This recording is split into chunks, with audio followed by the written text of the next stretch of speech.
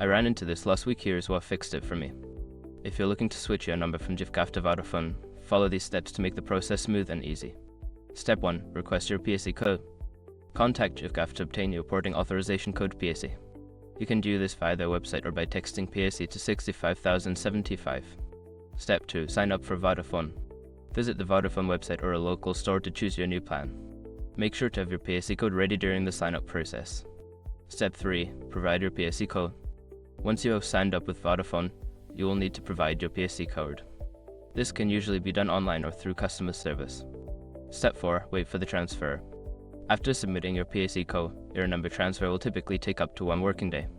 Keep your Giffgaff SIM active until the transfer is complete. Step 5. Confirm the transfer. Once the transfer is complete, you will receive a confirmation from Vodafone. Test your new SIM to ensure your number is successfully ported. Switching numbers can sometimes lead to unexpected delays, so it's good to keep an eye on your old number until the process is finalized.